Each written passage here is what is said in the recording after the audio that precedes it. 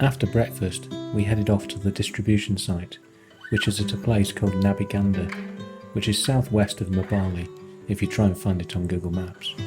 On the way though, we had to purchase some foam, so a quick detour into the main bit of Mbale was needed. When we got to Nabuganda, there were already some people waiting, which is actually fairly common when wheels do a distribution. Often people will wait all day for the opportunity of a wheelchair.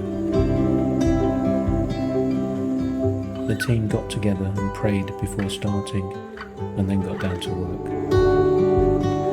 There's a whole range of disabilities, and quite a few children today. The process starts at our admin team.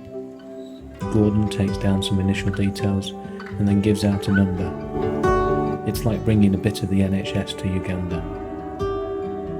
Each therapist, who could be a physio or an occupational therapist, will then assess their patient, taking down some more basic information and measurements.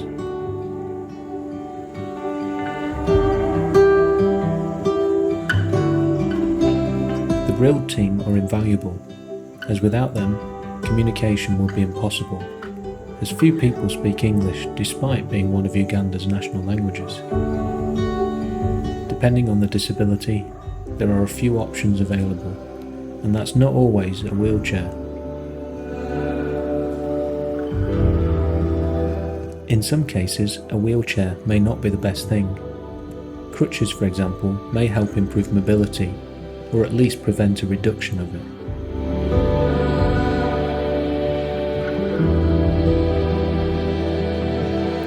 It's hard not to shed a tear for the children we see during the day, and we saw a lot today. Many seem to have so much joy, and Aaron was enjoying keeping many of them entertained.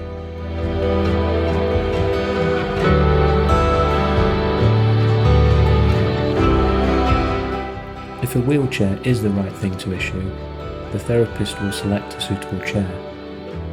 It may not be an exact fit, and so may need to be modified, which is where the techies bring their skills.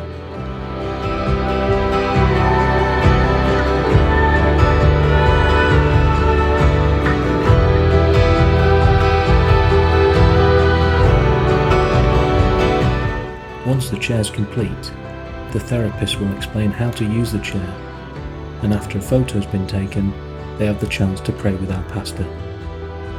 On this trip, that's all.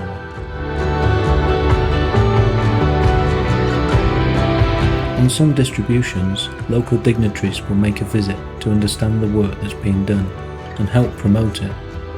Today was no exception.